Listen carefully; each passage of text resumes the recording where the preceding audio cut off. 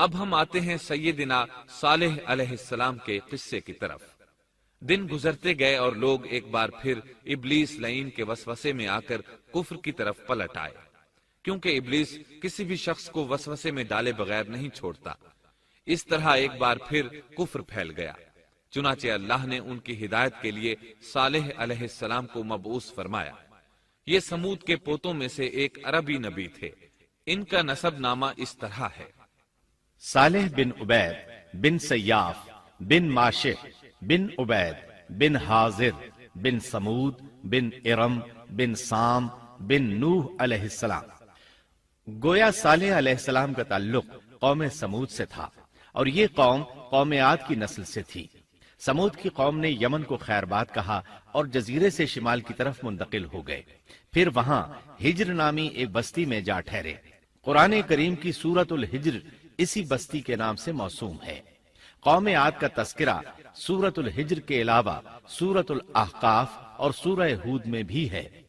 اللہ تعالیٰ سورۃ الحجر آیت 80 میں فرماتے ہیں، اور ہجر والوں نے بھی رسولوں کو جھٹلایا۔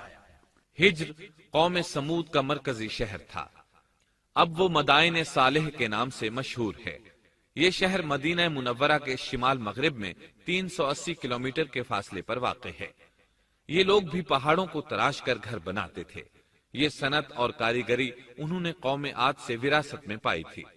اللہ تعالیٰ سورۃ الفجر آیت 9 میں فرماتے ہیں، اور قوم سمود کے ساتھ کیا کیا جنہوں نے وادی میں بڑے بڑے پتھر تراشے تھے۔ قرآن مجید میں اللہ تعالیٰ ایک مقام پر فرماتے ہیں، اور ہم نے قوم عاد اور سمود کو غارت کیا جن کے بعض مکانات آپ کے سامنے ظاہر ہیں۔ ان کے مکانات ان کی تباہی سے لے کر اب تک موجود ہیں۔ شام کے راستے میں خیبر، تیماء سے تبوک تک قوم سمود کے آثار پائے جاتے ہیں۔ یہ لوگ کس طرح پتھر تراش تراش کر گھر بناتے تھے، اللہ تعالیٰ نے سورۃ الاعراف آیت 74 میں اس کا ذکر کیا ہے۔ اس وقت کو یاد کرو جب اللہ تعالیٰ نے تمہیں قوم عاد کے بعد جانشین بنایا اور تمہیں زمین پر رہنے کا ٹھکانہ دیا کہ نرم زمین پر محل بناتے ہو اور پہاڑوں کو تراش تراش کر ان میں گھر بناتے ہو۔ سو اللہ کی نعمتوں کو یاد کرو اور زمین میں فساد مت پھیلاؤ۔ یہ آیت ان کی طاقت، جسم کی صلاحیت اور ماہر فن ہونے پر دلیل ہے۔ پہاڑوں کو تراشنا دراصل قوم عاد کی عادت تھی۔ یہ بھی چونکہ انہی سے تھے، اس لیے وراثت میں یہ کام انہیں بھی آ گیا تھا۔ جس طرح اللہ نے عاد کو اپنی نعمتوں سے نوازا تھا، اسی طرح سمود کو ان سے بڑھ کر نعمتیں دی تھیں۔ اللہ تعالیٰ صالح علیہ السلام کی زبانی ان سے فرماتے ہیں، اے قوم سمود، کیا تمہیں ان چیزوں میں بے فکری سے رہنے دیا جائے گا، یعنی باغات، چشموں، کھیتوں اور کھجوروں میں جن کا خوشہ ملائم ہے، اور تم پہاڑوں کو تراش کر پرتکلف گھر بناتے ہو؟ پس اللہ سے ڈرو اور میرا کہنا مانو۔ لیکن ان لوگوں نے ہر طرح سے قوم عاد کی پیروی کی، نصیحت پکڑنے کی بجائے بتوں کی عبادت شروع کر دی۔ اللہ نے ان کے درمیان صالح علیہ السلام کو مبعوث فرمایا۔ آپ نبوت ملنے سے پہلے بھی عقل مند اور علم والے تھے، باعزت گھرانے سے تعلق رکھتے تھے، اپنے معاملات میں لوگ ان سے مشورے لیتے تھے، لہٰذا انہیں ایک خاص مقام حاصل تھا۔ لیکن جب آپ نے انہیں ایک اللہ پر ایمان لانے، اس کے سوا کسی کی عبادت نہ کرنے کی دعوت دی تو ان کا ساتھ چھوڑ گئے۔ جواب میں ان سے کہنے لگے، اے صالح، اس سے پہلے تو ہم تجھ سے بہت کچھ امیدیں لگائے ہوئے تھے۔ مطلب یہ کہ پہلے تو ہمارے نزدیک آپ کا بہت مرتبہ تھا، مقام تھا، ہمیں آپ سے بہت امیدیں تھیں، لیکن آپ نے تو یہ باتیں کہہ کر ہماری ساری امیدوں پر پانی پھیر دیا۔ ان کے اس جواب کے باوجود صالح علیہ السلام انہیں اللہ کی طرف بلاتے رہے اور ان سے کہتے رہے، اے میری قوم، اللہ کی عبادت کرو، اس کے سوا تمہارا کوئی معبود نہیں۔ تمام انبیاء کی اپنی اپنی قوم کو یہی دعوت تھی کہ اے لوگو، اللہ کی عبادت کرو، اسی نے تمہیں زمین سے پیدا کیا ہے، اسی نے تمہیں زمین میں آباد کیا ہے، اس سے معافی طلب کرو، یقیناً میرا رب قریب ہے اور دعاؤں کو قبول کرنے والا ہے۔ اے میری قوم، تم نیکی سے پہلے برائی کی جلدی کر رہے ہو، اللہ سے معافی کیوں نہیں مانگتے کہ تم پر رحم کیا جائے؟ اللہ سے ڈرو، میری اطاعت کرو، حد سے گزر جانے والے بے باک لوگوں کی اطاعت سے باز آؤ، وہ ملک میں فساد پھیلا رہے ہیں اور اصلاح نہیں کرتے۔ صالح علیہ السلام نے ہود علیہ السلام کی طرح اپنی قوم کو نصیحت کی، لیکن ان ظالموں نے بھی اسی طرح کفر کیا جیسے قوم عاد نے کیا تھا۔ کہنے لگے یہ کیسے ہو سکتا ہے کہ ہم اپنے میں سے ایک شخص کے تابع ہو جائیں؟ اس اکیلے کی اتنی زیادہ فضیلت کی آخر کیا وجہ ہے؟ ہم نہیں مان سکتے کہ ہم میں صرف اسی ایک پر اللہ کی باتیں نازل ہوتی ہیں۔ پھر وہ اس سے بھی آگے بڑھے اور اللہ کے نبی کو کھلے الفاظ میں پرلے درجے کا جھوٹا کہا، جادوگر کہا۔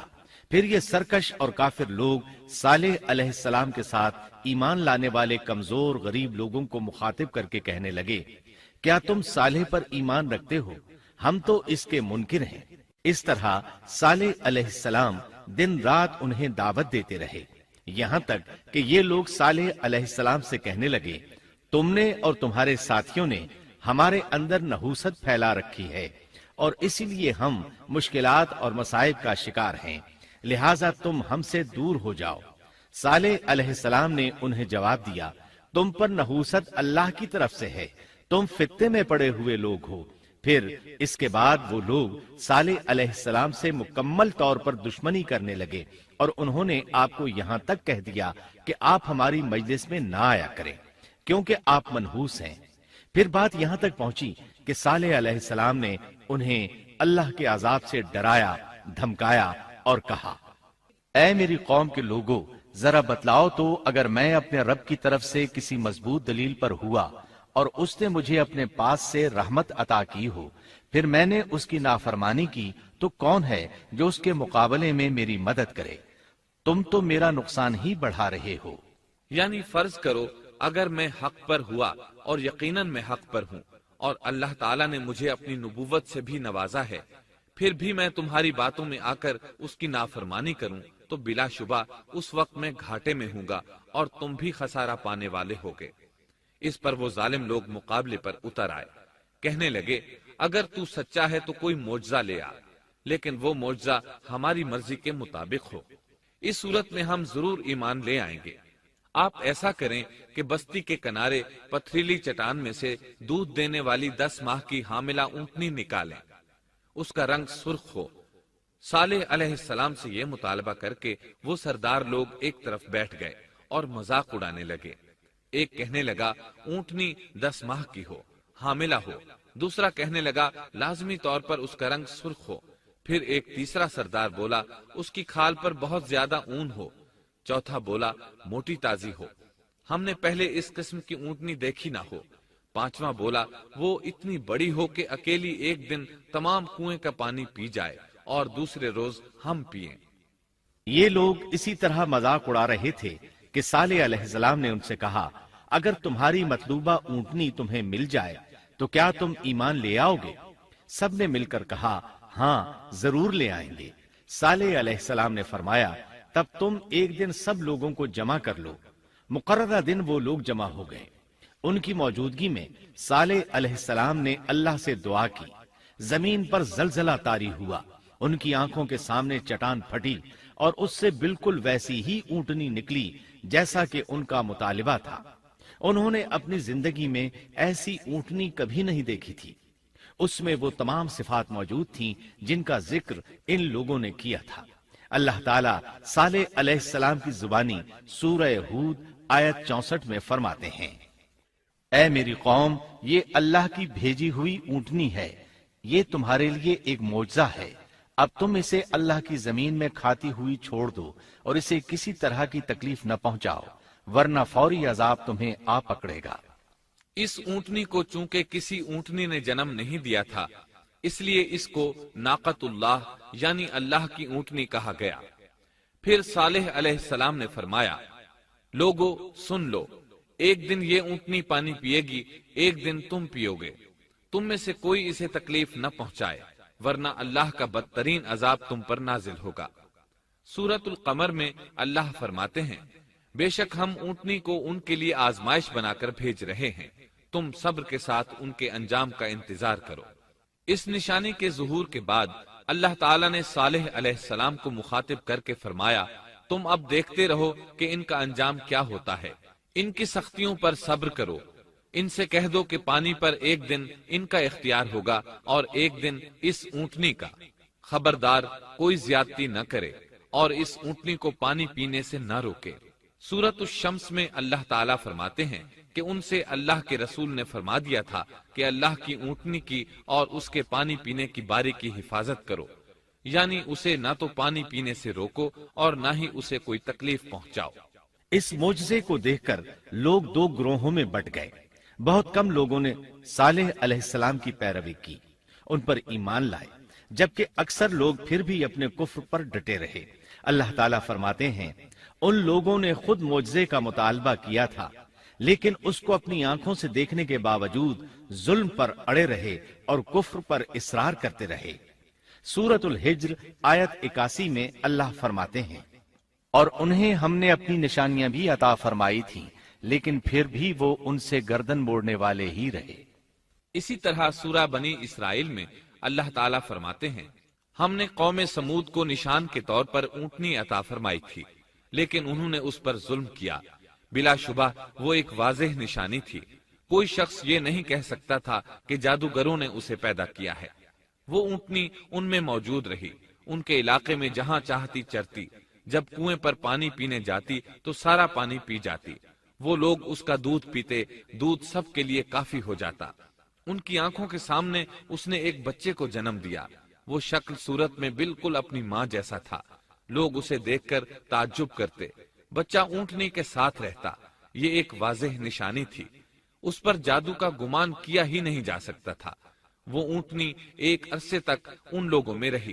اللہ فرماتے ہیں، ہم نے قوم سمود کو بطور نشان کے ایک اونٹنی دی تھی، لیکن انہوں نے اس پر ظلم کیا، حالانکہ یہ نشانیاں ہم لوگوں کو ڈرانے کے لیے ہی بھیجتے ہیں۔ وہ لوگ اس اونٹنی کو دیکھ کر متعجب ضرور ہوئے، لیکن ایمان پھر بھی بہت کم لوگ لائے، حالانکہ اس نشانی کے بعد انہیں چاہیے تھا ایمان لے آئیں۔ پھر ایک دن قوم کے سرداروں نے مشورہ کیا کہ اگر ہم نے صالح کو اسی طرح چھوڑ دیا تو کہیں لوگ ہمیں نہ چھوڑ دیں اور صالح کے پیروکار بن جائیں۔ اس اونٹنی نے تو ہمیں مصیبت میں ڈال دیا ہے، ہم پورا ایک دن پانی کو چھو بھی نہیں سکتے، کیونکہ یہ سارا دن پانی پیتی رہتی ہے۔ پھر یہ اس قدر دیو ہیکل ہے کہ اسے دیکھ کر ہماری بکریاں بھاگ جاتی ہیں، اونٹ اسے دیکھ کر خوفزدہ ہو جاتے ہیں، لہٰذا ہمیں چاہیے کہ اس سے چھٹکارا حاصل کر لیں۔ وہ آپس میں مشورہ کرتے رہے، آخر انہوں نے ایک آدمی منتخب کیا۔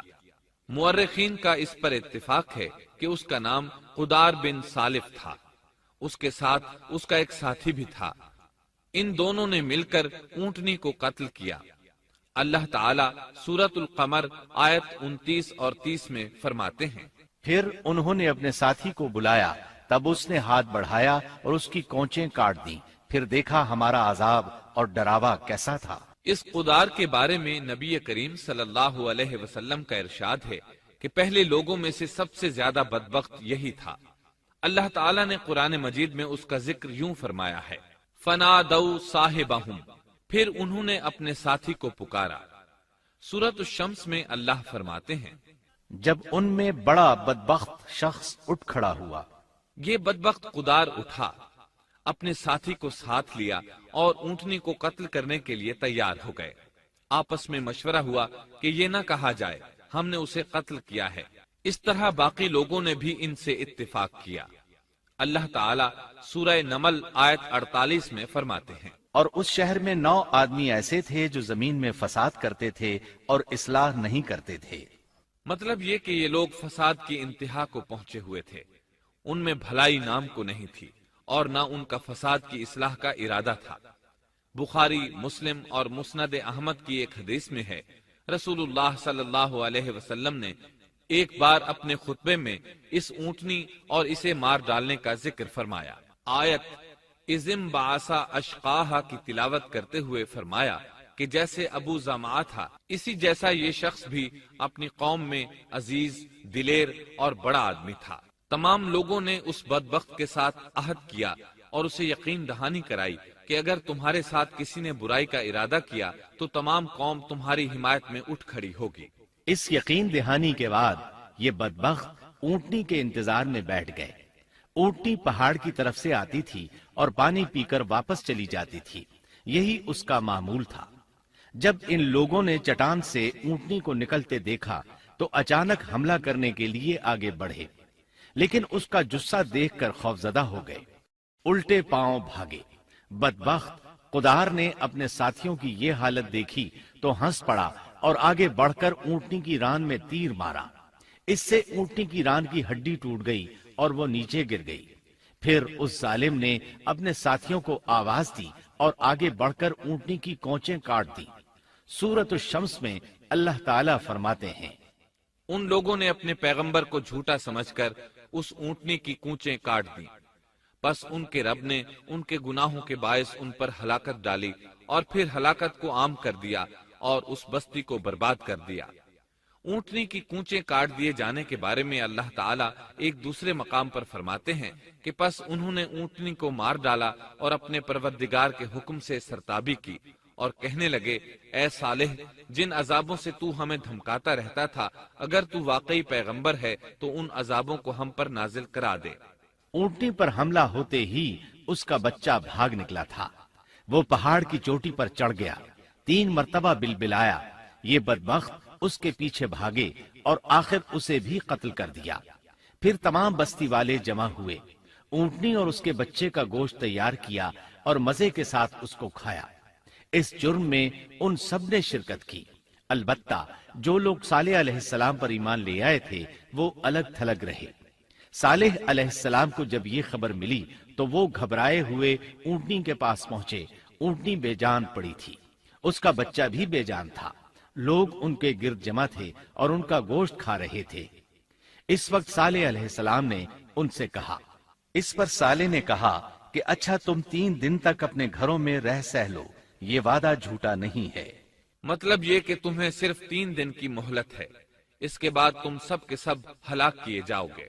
وہ صالح علیہ السلام کی بات کو رد کرتے ہوئے انہیں دھمکیاں دینے لگے کہ جن عذابوں کا تو ہم سے وعدہ کر رہا ہے، اگر تو سچا ہے تو ان کو ہم پر نازل کر دے۔ اس کے بعد وہ جمع ہو کر مشورہ کرنے لگے کہ آج رات صالح کو بھی مار ڈالو۔ ان کے اس مشورے کے بارے میں اللہ تعالیٰ سورۃ النمل آیات 48 اور 49 میں فرماتے ہیں، اس شہر میں 9 سردار تھے، وہ زمین میں فساد پھیلاتے رہتے تھے اور اصلاح نہیں کرتے تھے۔ انہوں نے آپس میں بڑی بڑی قسمیں کھا کھا کر عہد کیا کہ رات ہی کو صالح اور اس کے گھر والوں پر چھاپا ماریں گے اور اس کے وارثوں سے صاف کہہ دیں گے کہ ہم اس کے اہل کی ہلاکت کے وقت موجود نہیں تھے اور ہم بالکل سچے ہیں۔ اب یہ لوگ صالح علیہ السلام کے گھر کی طرف چلے۔ اللہ تعالیٰ سورۃ النمل آیات 50 اور 51 میں فرماتے ہیں، اور انہوں نے ایک داؤ کھیلا، سو ہم نے بھی ایک ایسا داؤ کھیلا کہ انہیں خبر بھی نہ ہوئی۔ پھر دیکھو کہ ان کے داؤ کا کیا انجام ہوا، ہم نے انہیں اور ان کی ساری قوم کو ہلاک کر دیا۔ صالح علیہ السلام کا گھر پہاڑ کی بلندی پر تھا۔ یہ فسادی لوگ ابھی اوپر چڑھ رہے تھے کہ زمین حرکت کرنے لگی۔ ایک چٹان اوپر سے لڑھکتی ہوئی آئی اور ان تمام کو پیس کر رکھ دیا۔ ان 9 فسادی لوگوں کی ہلاکت کے ساتھ ہی اللہ کے عذاب کی ابتدا ہو چکی تھی۔ چنانچہ صالح علیہ السلام نے اپنے ساتھیوں کے ساتھ اس بستی کو چھوڑ دیا، یعنی وہ ہجر کے علاقے سے نکل گئے۔ صبح ہوئی تو لوگوں نے ایک عجیب منظر دیکھا۔ قوم سمود کے تمام لوگوں کے چہرے زرد پڑ چکے تھے، وہ سب رونے لگے کیونکہ عذاب کے آثار شروع ہو چکے تھے۔ دوسرے دن تمام لوگوں کے چہرے آگ کی طرح سرخ ہو گئے اور تیسرے دن تمام کے چہرے سیاہ ہو چکے تھے۔ اپنی یہ حالت دیکھ کر سب لوگ رونے اور چیخ پکار کرنے لگے، اپنی قبریں کھودنے لگے۔ اب انہیں یقین ہو چکا تھا کہ عذاب کا وعدہ برحق تھا۔ اللہ تعالیٰ نے انہیں پہلی قوموں کی طرح ایک قسم کا عذاب نہیں دیا تھا، جیسے قوم نوح کو صرف طوفان کے ذریعے ہلاک کیا گیا، قوم عاد کو صرف طوفانی ہوا کے ذریعے ہلاک کیا گیا، لیکن قوم سمود کو اللہ تعالیٰ نے طرح طرح کے عذابوں سے دوچار کیا، اس لیے کہ انہوں نے اپنی مطلوبہ شرط پوری ہونے کے باوجود ایمان قبول نہیں کیا تھا۔ عذاب کی ابتدا زلزلے سے ہوئی، زمین حرکت کرنے لگی۔ اس کی وجہ سے وہ لوگ اپنے گھروں میں اوندھے کے اوندھے پڑے رہ گئے، ان میں اٹھنے کی طاقت تک نہ رہی۔ پھر آسمان میں سخت کڑاکا ہوا اس کی ہولناک دہشت انگیز چنگھاڑ نے ان کے بھیجے پھاڑ کر رکھ دیے، ایک ہی لمحے میں ایک ساتھ وہ سب ڈھیر ہو گئے۔ ان کی ہلاکت اور تباہی کو بیان کرتے ہوئے اللہ تعالی سورۃ الزاریات آیات 43 تا 45 میں فرماتے ہیں، اور سمود کے قصے میں بھی عبرت ہے، جب ان سے کہا گیا کہ تم کچھ دن تک فائدہ اٹھا لو، لیکن انہوں نے اپنے رب کے حکم سے سرتابی کی، اس پر انہیں ان کے دیکھتے دیکھتے تیز و تند کڑاکے نے ہلاک کر دیا، پس نہ تو وہ کھڑے ہو سکے اور نہ بدلہ لے سکے۔ اسی طرح سورہ ہود میں اللہ تعالیٰ نے ان کی تباہی کا نقشہ اس طرح کھینچا ہے کہ ایک زور کی کڑک نے ان ظالموں کو آ لیا، پھر تو وہ اپنے گھروں میں زانوں کے بل مردہ پڑے رہ گئے، ایسے گویا کہ وہ کبھی آباد ہی نہ تھے۔ سورۃ القمر میں اللہ نے ان کی رسوائی ان الفاظ میں بیان کی ہے، ہم نے ان پر ایک چیخ بھیجی، پھر وہ ایسے ہو گئے جیسے کانٹوں کی باڑ کا چورا۔ دوسری طرف صالح علیہ السلام اور ان کے ساتھیوں کو اللہ تعالیٰ نے اپنی رحمت سے نجات دی۔ اللہ تعالیٰ سورہ ہود آیت 66 میں فرماتے ہیں، پھر جب ہمارا فرمان آ پہنچا، ہم نے صالح اور ان پر ایمان لانے والوں کو اپنے فضل سے اس سے بچا لیا اور اس دن کی رسوائی سے بھی، یقیناً تیرا پروردگار نہایت توانا اور غالب ہے۔ اس قوم کے آثار آج تک باقی ہیں، مدینہ منورہ کے شمال مغرب میں ان کے گھر موجود ہیں۔ اب یہ علاقہ مدائن صالح کے نام سے مشہور ہے۔ سورۃ النمل میں اللہ تعالیٰ فرماتے ہیں، بس یہ ان کے گھر ہیں جو ان کے ظلم کے سبب ویران پڑے ہیں، بے شک اس میں دانش مندوں کے لیے نشانیاں ہیں۔ اللہ تعالیٰ نے ان کے نشانات کو آج تک باقی رکھا ہے تاکہ بعد میں آنے والوں کو یقین ہو جائے اور کسی قسم کا شک نہ رہے۔ عذاب کے آثار نمودار ہونے پر صالح علیہ السلام نے ان سے فرمایا تھا، اے میری قوم، میں نے تمہیں اپنے پروردگار کا حکم پہنچا دیا تھا اور میں نے تمہاری خیر خواہی کی، لیکن تم لوگ خیر خواہوں کو پسند نہیں کرتے۔ اس کے بعد صالح علیہ السلام اپنے ساتھیوں کے ساتھ وہاں سے ہجرت کر کے فلسطین آ گئے، وہیں رم اللہ نامی بستی میں رہنے لگے اور یہیں آپ کی وفات ہوئی۔ نبی کریم صلی اللہ علیہ وسلم صحابہ کرام رضی اللہ عنہم کے ساتھ تبوک تشریف لے گئے تو آپ نے مدائن صالح کے قریب قیام فرمایا تھا۔ صحابہ نے ان کنوؤں سے پانی لے لیا جو قوم سمود کے استعمال میں رہے تھے، کچھ برتن بھی وہاں سے لے لیے۔ آپ کو پتہ چلا تو آپ نے حکم فرمایا، ان برتنوں کو توڑ دو اور اس پانی کو بہا دو اور اس پانی سے جو کھانا تیار کیا ہے اس کو الٹ دو۔ آپ نے انہیں ان گھروں میں داخل ہونے سے بھی روک دیا جن میں اللہ کا عذاب نازل ہوا تھا۔ آپ صلی اللہ علیہ وسلم نے فرمایا، میں ڈرتا ہوں تم پر بھی ایسا عذاب نہ آ جائے جیسا ان پر آیا تھا، اس لیے ان کے علاقے میں داخل نہ ہوا کرو، اور اگر داخل ہونا پڑ جائے تو روتے ہوئے داخل ہوا کرو، اور رونا نہ آئے تو رونے جیسی شکلیں بنا لیا کرو تاکہ تمہارا شمار ظالموں میں نہ ہو۔ اللہ تعالیٰ فرماتے ہیں، آگاہ رہو، قوم سمود نے اپنے رب سے کفر کیا، سن لو ان سمودیوں پر پھٹکار ہے۔ قرآن میں ان کا قصہ 26 سے زائد مرتبہ بیان کیا گیا ہے۔ اس کے بعد لوگ ایمان کی حالت میں امن چین کی زندگی بسر کرنے لگے، لیکن پھر نئے سرے سے ان میں خرابی پیدا ہوئی۔ شیطان نے پھر اپنا کام دکھایا، ان کے دلوں میں وسوسہ ڈالا اور فلسطین، عراق، مصر اور جزیرے کے نواحی علاقوں میں شرک پھیل گیا۔ لوگ ایک بار پھر کفر کی طرف پلٹ پڑے۔ اس پورے قصے میں چند عبرتیں ہیں، آئیے ذرا ان کا بھی ذکر ہو جائے۔ اللہ تعالیٰ کی اونٹنی اگرچہ سیدنا صالح علیہ السلام کی نبوت کا ایک نشان تھی، ان کی سچائی کا ثبوت تھی، لیکن قرآن کریم کی وضاحت یہ ہے کہ وہ قوم سمود کی آزمائش کے لیے تھی اور وہی ان کی ہلاکت کا نشان ثابت ہوئی، جیسا کہ سورۃ القمر میں اللہ تعالیٰ فرماتے ہیں، بے شک ہم اونٹنی کو ان کی آزمائش اور امتحان کے لیے بھیجنے والے ہیں، پس تو ان کے انتظار میں رہ اور صبر اختیار کر۔ سنت اللہ یہ رہی ہے کہ اگر وہ اپنے پیغمبر کو کسی قوم کی ہدایت کے لیے بھیجے اور قوم اس کی ہدایت پر کان نہ دھرے تو ضروری نہیں کہ وہ قوم ہلاک کر دی جائے، لیکن جو قوم اپنے نبی سے اس وعدے پر نشان طلب کرے کہ اگر ان کا مطلوبہ نشان ظاہر ہو گیا تو وہ ایمان لے آئیں گے، اور پھر نشان آ جانے کے بعد وہ ایمان نہ لائے تو اس قوم کی ہلاکت یقینی ہے۔ اللہ تعالیٰ پھر اس قوم کو معاف نہیں کرتے۔ جب تک کہ وہ تائب نہ ہو جائے اور اللہ کے دین کو قبول نہ کرے یا عذاب الہی سے صفائے ہستی سے مٹ کر دوسروں کے لیے عبرت کا نشان بن جائے۔ لیکن اس سنت سے نبی کریم صلی اللہ علیہ وسلم کی امت مستثنا ہے، اس لیے کہ آپ صلی اللہ علیہ وسلم نے وضاحت فرمائی ہے، میں نے اللہ تعالیٰ سے دعا مانگی ہے کہ اللہ تعالیٰ میری امت میں عذاب عام مسلط نہ فرمائے، اور اللہ نے میری دعا قبول فرما لی۔ قرآن میں اللہ تعالیٰ نے نبی کریم صلی اللہ علیہ وسلم کی اس بات کی یوں تصدیق کی ہے، اے رسول، اس حال میں کہ تو ان میں موجود ہے، اللہ تعالیٰ ان کافروں پر عذاب مسلط نہیں کرے گا۔ اور یہ ایک خطرناک غلطی ہے، نفس کا دھوکہ ہے کہ انسان عیش و عشرت اور دنیاوی جاہ و جلال کو دیکھ کر یہ خیال کر بیٹھے، یہ گمان کر لے کہ جس قوم یا فرد کے پاس یہ سب کچھ موجود ہے وہ ضرور اللہ تعالیٰ کے سائے میں ہے، اور یہ کہ ان کی یہ خوش عیشی اس بات کی علامت ہے کہ اللہ تعالیٰ کی خوش نودی ان کے ساتھ ہے۔ یہ نفس کا دھوکہ ہے، غلط فہمی ہے، بلکہ کج فہمی ہے۔ قرآن کریم کے اس واقعے میں جگہ جگہ اس بات کی وضاحت ہے کہ بعض اوقات زیادہ سے زیادہ خوش عیشی زیادہ سے زیادہ عذاب کا پیش خیمہ ثابت ہوتی ہے، اگرچہ قوموں کے لیے اس کی مدت چند ماہ یا چند سال نہیں بلکہ گھبرا دینے والی مدت ہی کیوں نہ ہو، مگر ہر قسم کی دنیاوی کامیابیوں اور خوش عیشیوں کے ساتھ جب ظلم، سرکشی اور غرور کسی قوم کا مستقل شعار بن جائے تو سمجھ لو اس کی تباہی اور ہلاکت کا وقت قریب آ پہنچا۔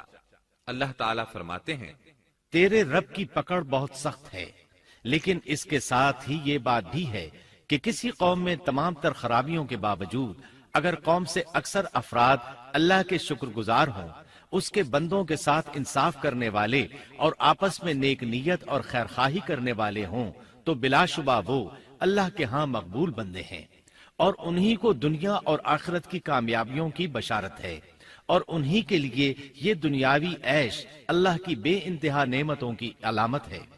انہی الفاظ پر سیدنا صالح علیہ السلام کا قصہ اختتام کو پہنچا۔